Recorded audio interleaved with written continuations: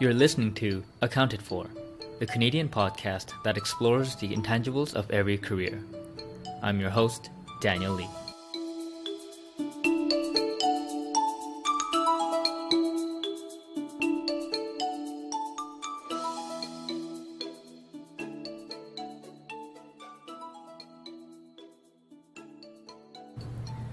Hi everyone, this is your host, Daniel Lee here.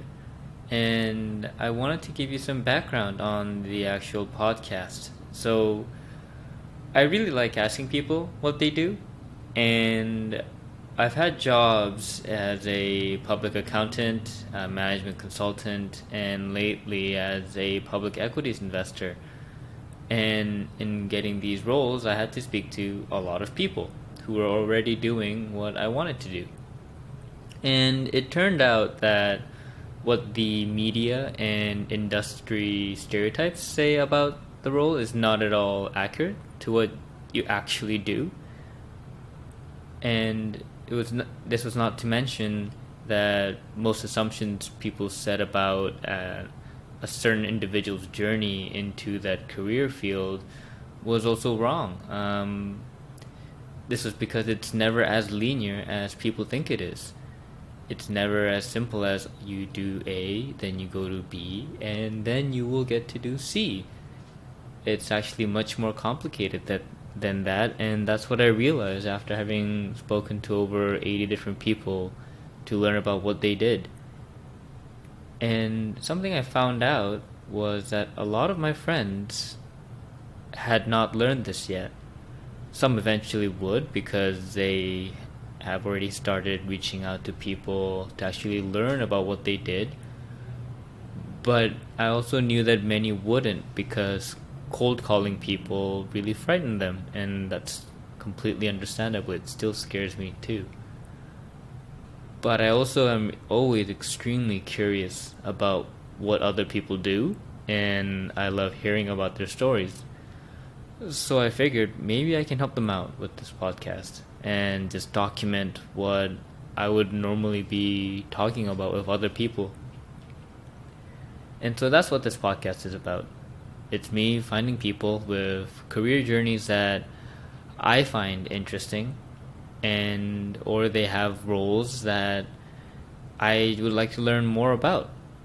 And so I really do hope that I can add value to you in that sense as I go about selfishly using this podcast to learn more about other people and fulfill my own curiosity. So yeah, there you have it. Today's podcast is with David Axler. David Axler is the head of growth at Wave Financial, a accounting software company. And this was a very fascinating conversation where I learned that Dave wasn't always planning on being the head of growth at a technology company.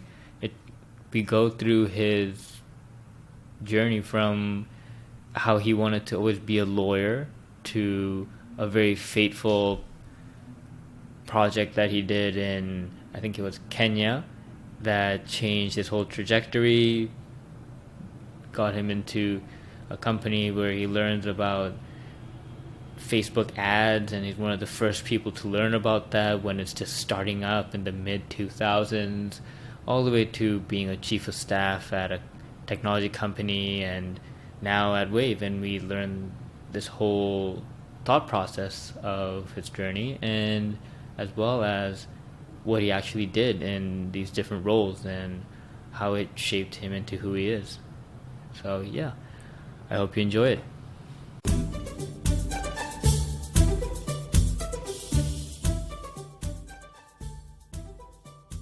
All right, so today we're joined by David Axler from Wave Financial. David is currently the lead for the growth and business development team at Wave. David, thanks for joining us today. Hey, happy to be here. Right, and so for some of the audience members who may have heard of Wave, or this might be their first time with the actual company, how would you describe the company as well as your kind of core products? Sure. So Wave is a software that enables brave entrepreneurs to go into business, essentially.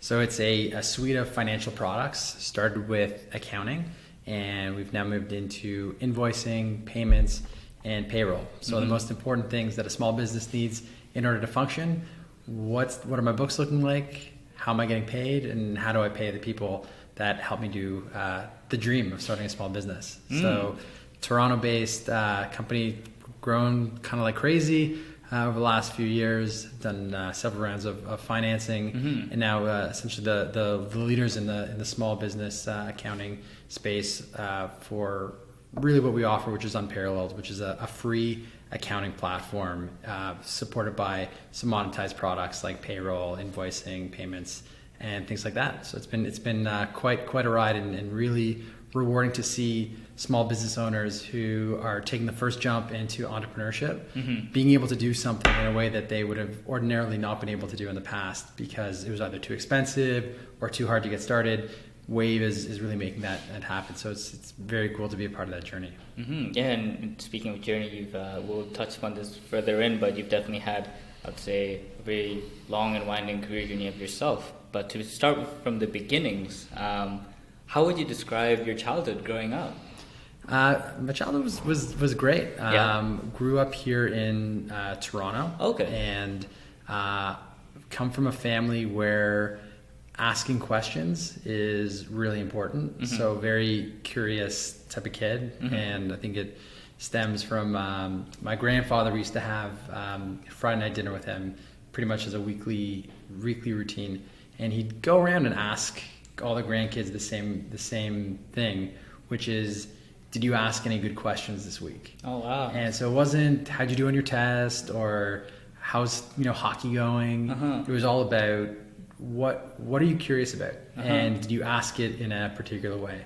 And so grew up as this really inquisitive, questioning everything type of kid, and I think that stems a lot from growing up with parents and a grandfather who was really, he asked you to go that level deeper, have an opinion, ask a lot of questions. So grew up in Canada, which I think is a phenomenal place to grow up. It gives you a global perspective kind of by nature, because you're growing up with all sorts of different interesting people. So developed a pretty insatiable desire for travel and learning about the world. Very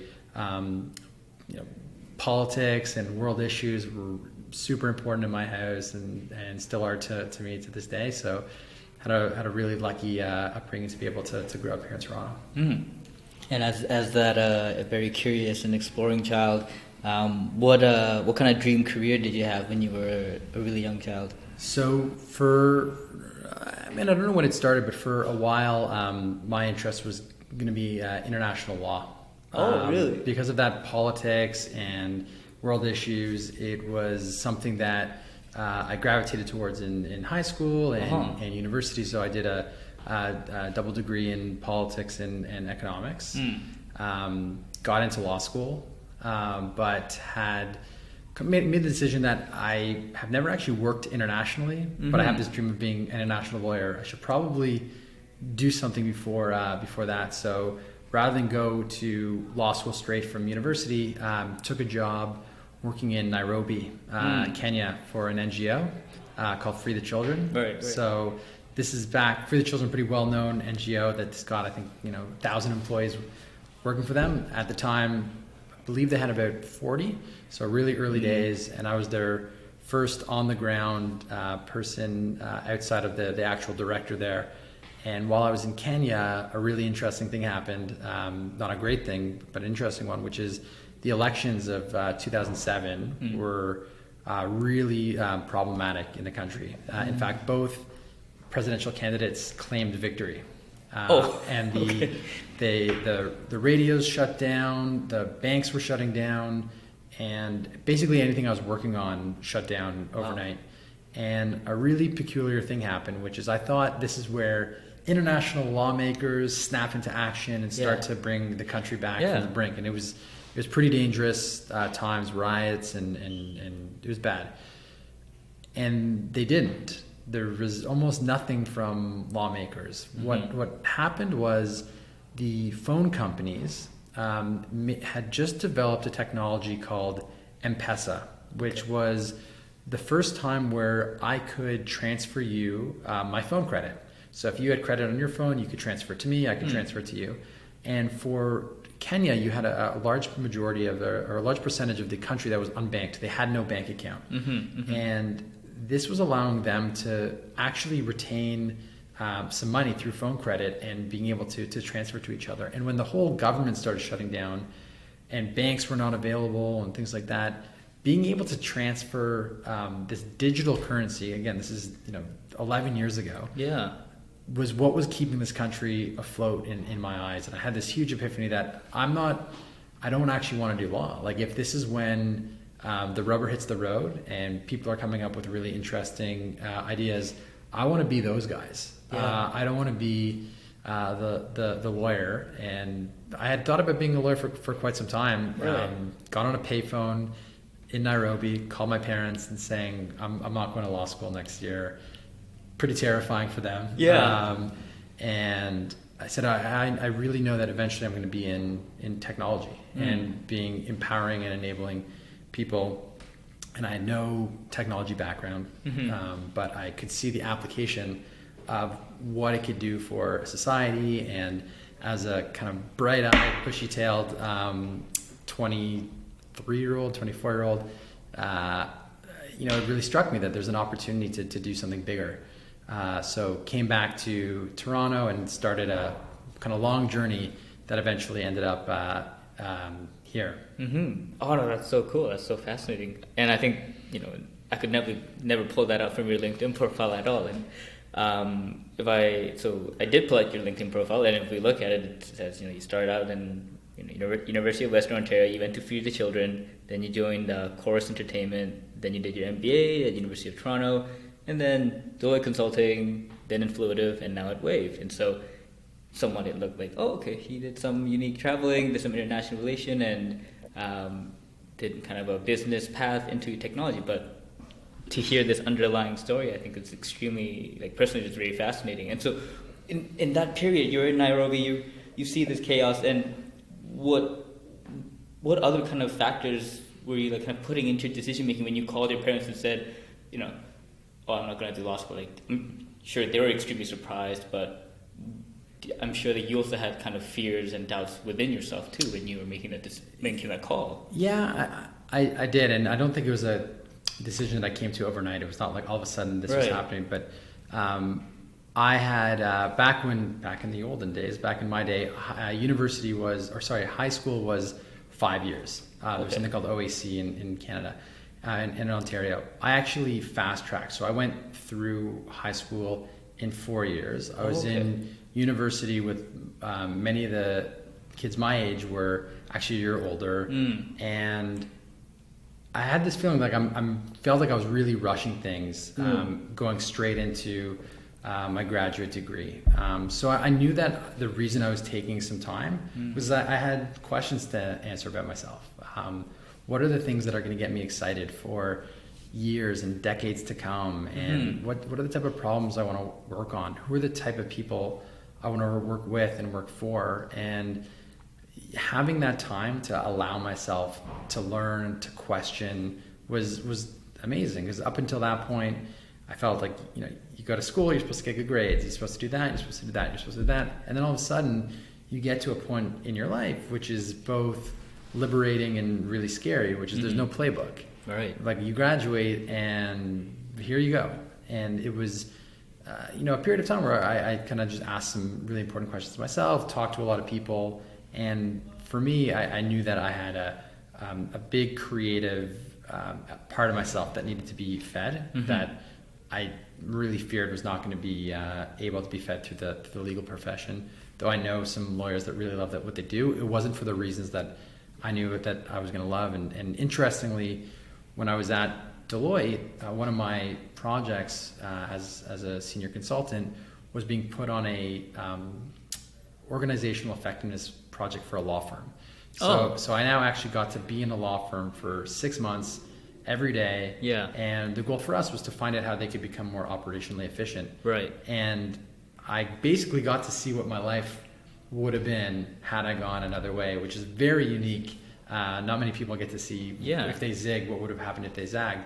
And though I think I actually would have been, quite a good lawyer in terms of the ways that I think, the type of fulfillment that I get today, I don't believe I would have got as a lawyer. And it was just amazing kind of ghost of Christmas past type thing of like, this is your life. But I got to be on the sidelines there. So it wasn't an overnight decision that I made, but a lot of introspection and talking to folks and being okay with the fact that you're not supposed to know what it is you're going to do at 23 or even 26. And, I'm now in my 30s and I'm constantly taking on new things, and what I'm going to be doing in 2, 5, 10 years from now is not totally clear. And that's actually very exciting, not crippling with fear. Right.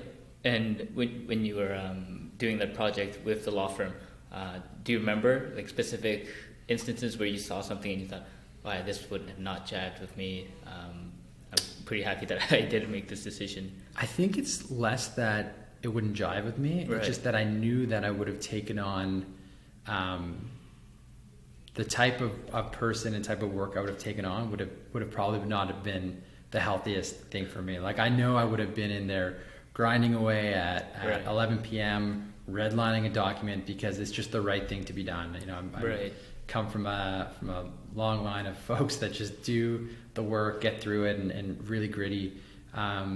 And it's all about the billable hour, and it's kind of the time that you put in is a value of itself. And I think actually the worry is that it would have jived too well with me, and I would have been just really in it.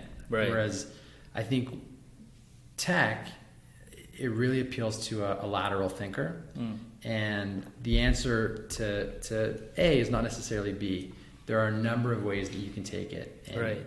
that to me is really one of the most amazing things about working in this industry. For someone like me, where I really have a high degree of openness and look for different types of solutions to problems. So I think law would have jived really well. Tech just jives better with the person that I want to be in the life that I want to live. Mm-hmm.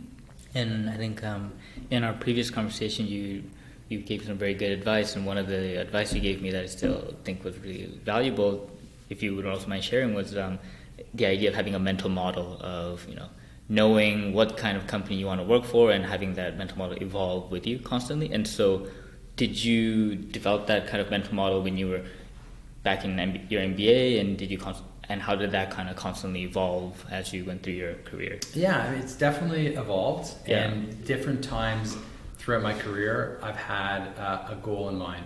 Right.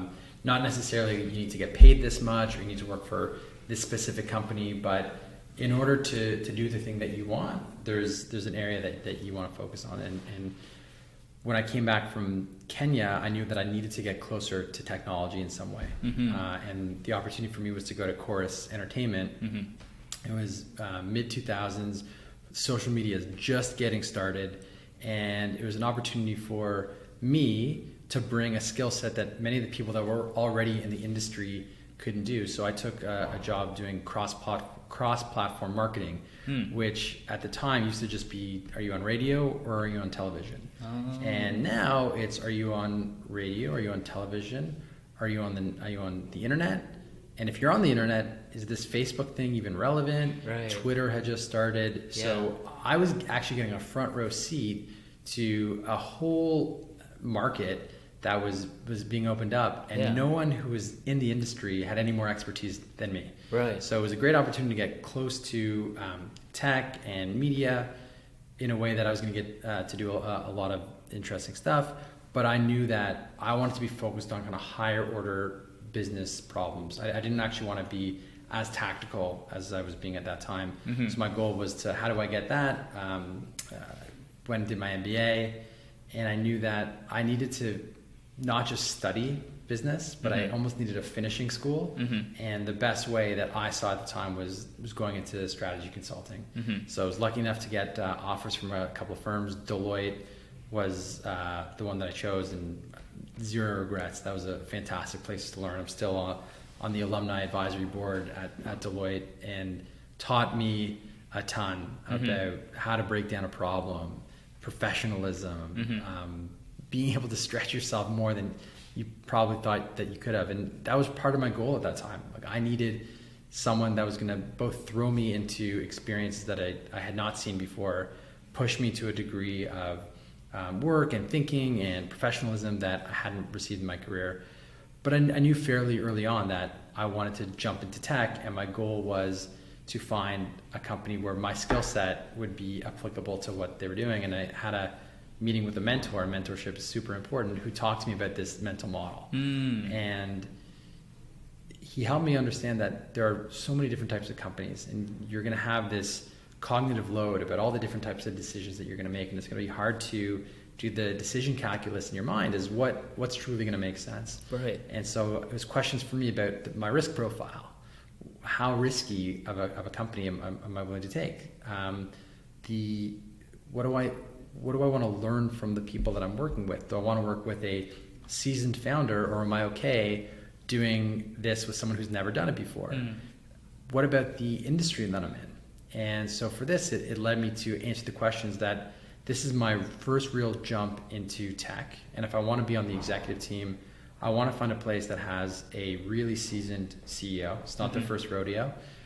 My risk profile, I just gotten married. I was going to have a kid fairly soon. So I wanted it to be late enough stage that they actually had some funding behind it, but not so late that the story had already been written and it was just the road to IPO. And Influitive was the absolute perfect place for me. They were hiring for a chief of staff, lead strategy, people ops, essentially be CEO number 2. But the CEO, Mark Organ, and we're still very very close, had founded another company before, Eloqua. It's one of the great tech stories of Canada. Acquired by Oracle and gone public. Really amazing story. So it started to check the box for me to really engage with that process, and my mental model was satisfied at that time. So develops over time. You got to kind of check it and regulate it. But for me, being able to have something to peg it to was super key in making some of my decisions. And in finding that opportunity, how patient did you have to be in constantly? I'm sure that just kind of didn't fall in your lap. I'm sure there were other companies that you were also meeting with and also kind of evaluating. And I think a lot of times, at least among my friends and sometimes for myself too, when something shiny comes along, the instant thought is, oh, they want me. I think maybe I'll take that. And they don't meet 2 of the 5 qualifications I have, but that's good enough. Well, I mean, I'll kind of put the question back to you. I know you're an investor; it's a passion of yours. Right? Yeah. How patient are you with an investment? Oh, you have to be very patient. Well, what's a bigger investment than where you're going to go every single day? It's going to be on your resume forever. It's going to build the skills for the rest of your life, and potentially have it could be that there's retirement savings as part of it. Could be that there's stock options. It has the ability to change your life in a way that no other investment can. Not necessarily because it sounds great, but in no other way. So the fact that we would jump at a job faster than we would an investment seems crazy. Yeah. But we look at the job boards, we looked at LinkedIn, we see our friends have just started a new job, and you start to feel like this pressure. Yeah. That, oh my God, like this person's doing this and this person's doing that. And the moment that you can forget about it, and it's tough to do that. It doesn't matter what my college roommate is doing, or my younger brother, or my sister. That doesn't matter. Like they don't have to live your life. And if you're that careful with a financial investment, you should be doubly as careful with what you're doing with a career. And it doesn't mean not to take risks. In fact, if my career is based on anything, it's all been about taking risks. But be deliberate about the fact that you're taking a risk, and put yourself out there, and you don't need to jump at the first thing. And that's where having a mental model is really empowering, because if it lines up to the things that you're actually looking for. But if folks are feeling that they need to jump at something, I just need that job, I need to go do it. I know that it's a bit of a privilege to be able to be patient, but ask yourself, what do I need to do to allow myself to have the time? Do I need a side job? Do I need to cut down on some of the things that I'm doing? Trust me, did not live very glamorously when I come back from Kenya and I take a job at a media company, like mom's basement. Not exactly the best place, but it gave me a lot of flexibility in terms of what I want to do. So don't jump at that big shiny new thing. Give yourself the time to really scrutinize it like it's an investment. No, definitely. I think that's great advice. And in terms of your chief of staff role, I think if the listeners are not familiar, there's a great article written by First Round Capital where they portray your role as a chief of staff as well as your predecessor as well as the chief of staff that succeeded you. And even in my conversation with the other chief of staffs, because you are the CEO number 2, there is that more of a generalist feel where you're putting your hands in everything and you're involved in everything.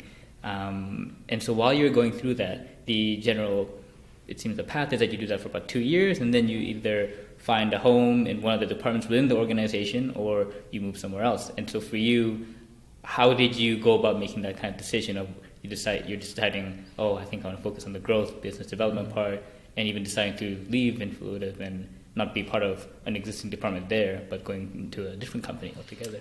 Yeah, for me, the area of growth, some of the things that I was doing at Deloitte, very much go-to-market focused and things that just excited me. That's the way that Influitive does its tour of duty, so to speak, with chief of staff. It's a 2-year role, and then the idea is you either take on a existing department, you stand up a new department, or you would leave, I guess would be the other option. So I took start a new department. So I led all expansion at market expansion at Influitive. Super interesting, super compelling.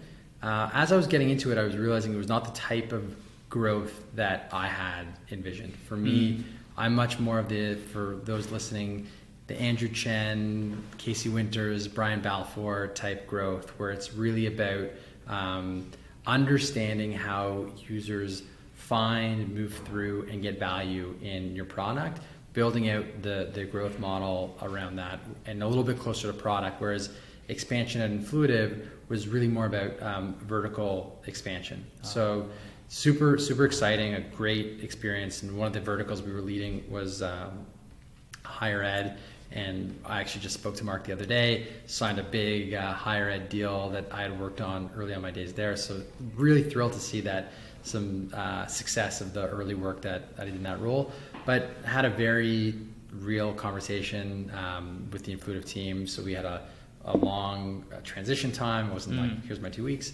And the opportunity to lead growth and BD at Wave was one that was exactly in the wheelhouse of the type of growth that I wanted to do, closer to product, but also an element of kind of big picture strategic thinking. Because for me, I'd see myself being a GM or CEO of a company in the next 5-10 years ish, and this was an area that I really wanted to get that frontline experience that I just didn't have yet. So it was long process, nothing but real positive experience from Influitive. It's an amazing place to work. I recommend people check it out all the time. But this was just for what I wanted to do, kind of back to that mental model. Right. It aligned perfectly with what I wanted to do. And from your experience, do you feel that the alignment was there because of the stage that Wave was at, or was it also the kind of business model that they had? No, it was more business model. So Wave is more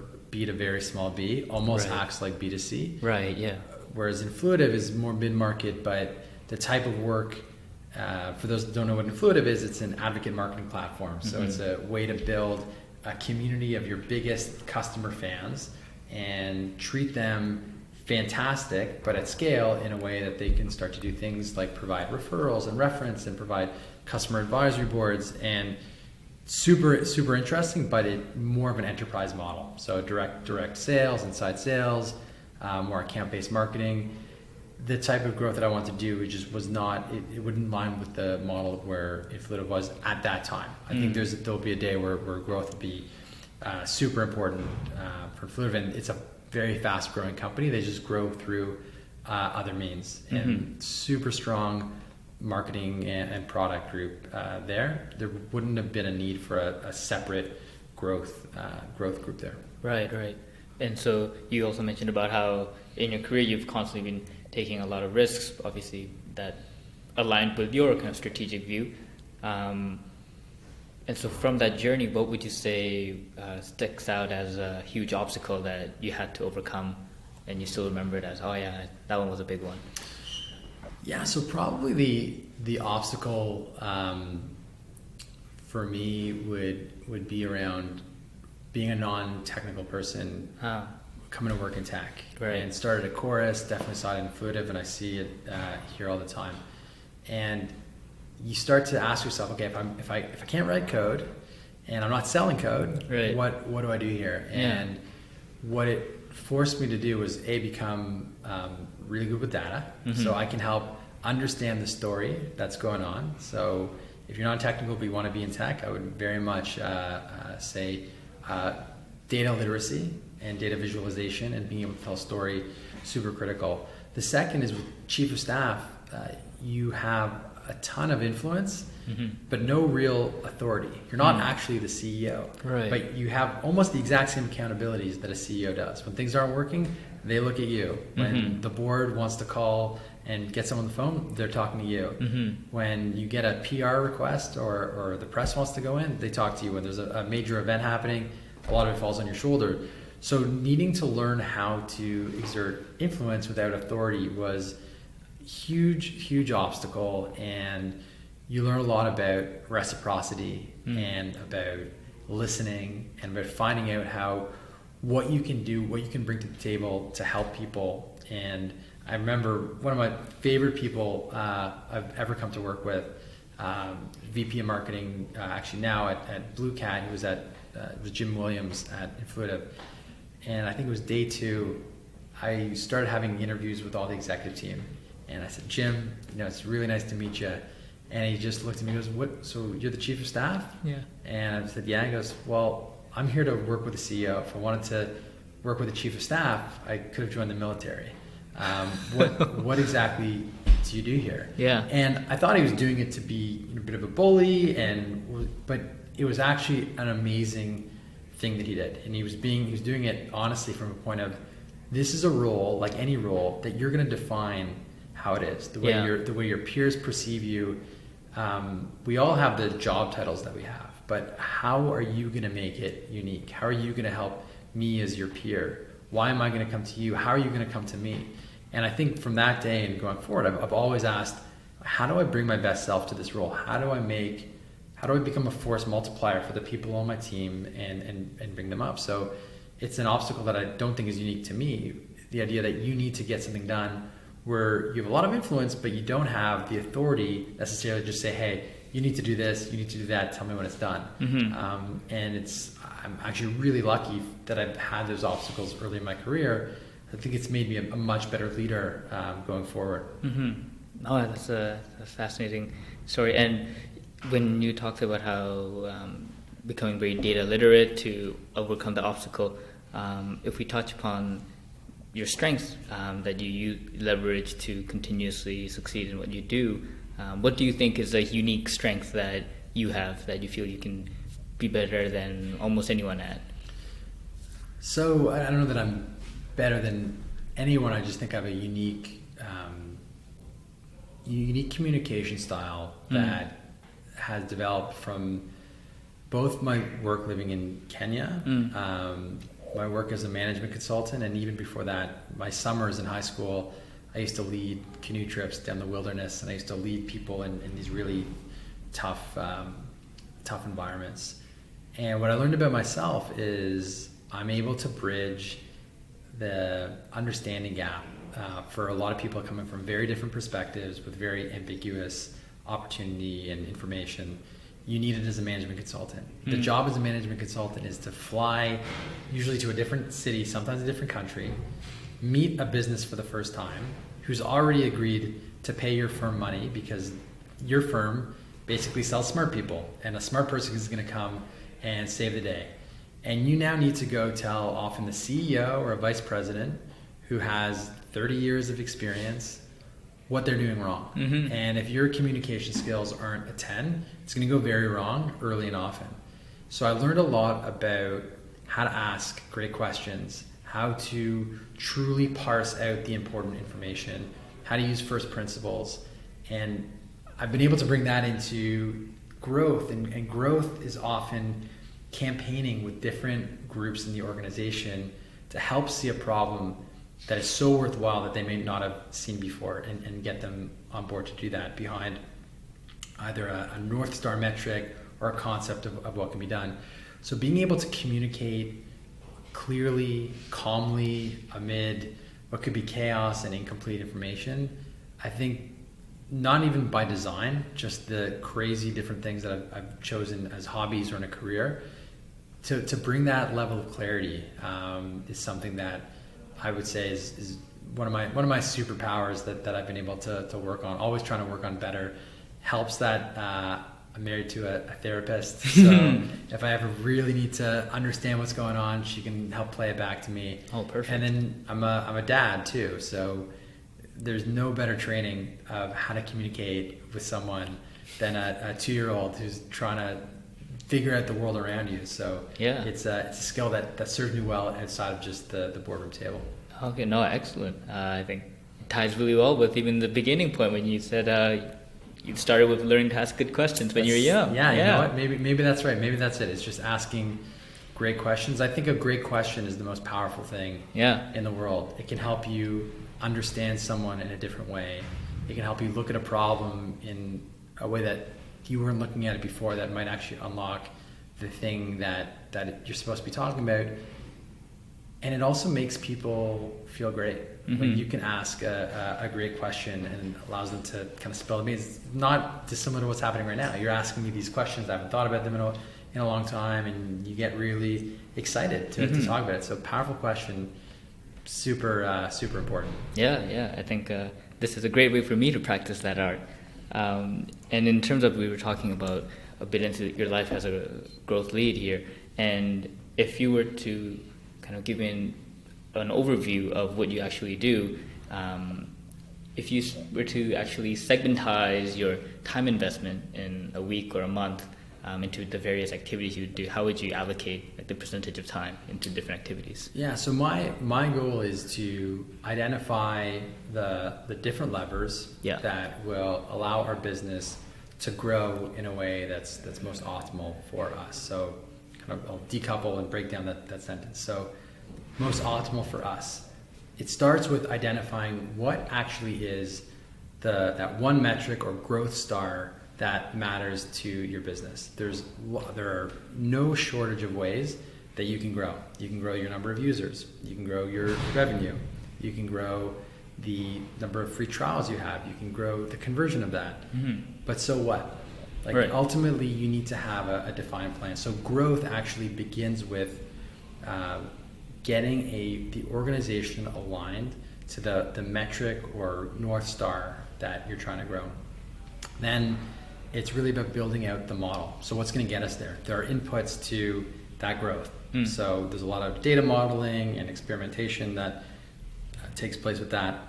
And on a given week, I'd say there's a good chunk of my time that's done running experiments, analyzing data, developing strategy, and much of that is working with product and engineering. So it could be, what would make our users actually convert from free trial to paid 5% more? What would we have to change? Would it change if we actually had more social proof on a particular page? What if we removed a step? And really iterating and testing that. So there's a lot of experiments. So working with my developers and my product manager, working with my marketers around what's the messaging that we're going to make go out to market. What are the things that are going to add to virality? So cross-functional collaboration, huge part of the week. Experimentation, big part of the week. Going through metrics and data and what does it say, and helping others doing knowledge translation. So it's not just me and my little world that's looking at the data, but actually bringing others on side, like the CEO and others. And then there's a lot of just time spent with your users. When you're in growth, you want to understand not only what they're doing, but who they are. So being on the phone and doing different groups to understand the psychology. With growth, it really comes down to user psych. How do your customers think? How do your users think so that they're going to stay and grow? So there's a good chunk of just getting close to your customers as well. So it's really it's a really fascinating discipline to be in. Yeah, and I think, correct me if I'm wrong, but it seems like there's also the element of even maintaining or even increasing customer captivity as part of your role as well. So there's no growth without maintaining your current customers. Mm-hmm. It just doesn't happen. So if you've got a bucket and folks are just leaking out of it, there's no growth without retention. Mm-hmm. So I'm as focused on retention mm-hmm. as I am at putting new users in the top of the funnel. Mm-hmm. And we will not get anywhere if we don't increase retention. So it's definitely a major area of focus. Mm. And it sounds like you're constantly juggling, talking to customers and all these different experiments, cross-functionally with different teams. So what kind of system do you have in place for yourself to constantly be effective as a lead? So I'd say there's two areas that I look at. The first is my growth model. I talked about it earlier that I needed to build something that would allow me to make different trade-offs. Like what's going to get me to that one metric? Like let's use an example of its monthly active users. Right. I have all these different initiatives that can help move the dial there. Mm. But some, they're not created equal. Some will move greater than either. If I have a referral program versus if I start my own podcast mm-hmm. versus if I create an affiliate program, there's different costs for my time and there's mm-hmm. different impacts on that number. But if I've got a really sound understanding of what it is I'm going after, my model can actually help me make a determination of where I should be spending my time on a macro basis. Right. Those are the big things. On the little things, that's where I'm more of a kind of tool junkie. So I've got a lot of different things that help keep me absolutely in line. So Wunderlist is super key for me. Mm-hmm. I'm checking them every time I hear that ding. It's like dopamine for me. Like finally cross something off my list. Kind of schedule everything in Google Cal. Everything is synced up for me. With my team, I run kind of a management process whereby every week we're kind of meeting on the tactical. Every month we're reviewing our key performance indicators, mm-hmm. and on a quarterly basis we're really revisiting the initiatives that we have all together. Mm-hmm. So that's what helps keep my team leveled. I kind of regulate with my model, regulate with all my different tools. Just I'm a bit of a slave to technology now, so that's what's keeping me going. And then all that goes to hell when you've got a 2.5-year-old. So really, you can have the best plan that you want, but if there's something going on with him, usually he's the one that dictates what's going on with my day. Yeah, no, that's really cool. And I think even if you find yourself being a slave to that technology, then you can, I guess, get feedback from that. Say, okay, how can I make my customers kind of really rely on my product that exact same way? Yeah, you gotta drink your own champagne. So exactly. Going through testing your own stuff, absolutely. Yeah, definitely. And as we get close to the end of the interview, the kind of final questions I like to ask every guest is, if your 20-year-old self were to look at you now, so the David of, I guess, third year back in Western Ontario, and he saw what you've done and where you're at, what do you think the emotional reaction would be? I think he'd be pretty excited for what's about to come. And I actually would give him the advice at the time that it's going to be great. Yeah. Don't worry about it. Yeah. I know the pressure that we all put on ourselves to be successful right away and follow the path that you're supposed to go down. And actually, one of the most liberating things is in your 20s that you've got allegiance to nothing. You mm-hmm. can follow different risks. You can take different paths. You don't have to do the conventional thing. And I'd say that you're about to go through the next decade where you're going to work really hard. You're going to meet and work with and for incredible people. And you're going to say what you're going to do, and then you're going to do what you're going to say, and you're going to keep your word all the time. And those things are going to take you to amazing places. Mm-hmm. If you can commit to working really hard, being honest, dependable, and surround yourself and identify great people to work for, that's a 100% winning proposition. It can't go wrong. So I tell them, buckle up. It's about to get crazy. Oh, great. No, great advice. And thanks so much for coming on this interview. And I think our audience really appreciate your story as well. Great. Well, they should check out Wave Financial if they're budding entrepreneurs themselves, so Yeah. to make their lives a lot easier. And can find me on Twitter at RealAxe. And it's great to be here. All right, great. Thanks a lot, Dave.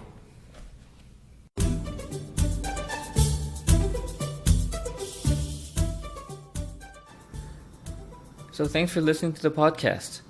If you enjoyed what you heard, please check out other episodes and don't forget to subscribe to stay up to date for the future episodes.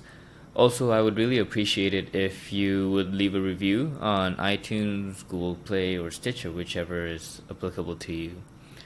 To see past episodes, you can go to oldmandan.com/podcasts. Also, you can sign up to my weekly newsletter on my blog, oldmandan.com/newsletter. You can stay up to date with future podcast episodes that way, and included in the newsletter are my book reviews I write, my weekly article related to the domain of self-development systems, as well as 7 things I learned throughout the week on being healthy, wealthy, and wise. Finally, special thanks to icons8.com for allowing me to use their music Tiny People on the podcast. Great. I will see you all next time. Take care.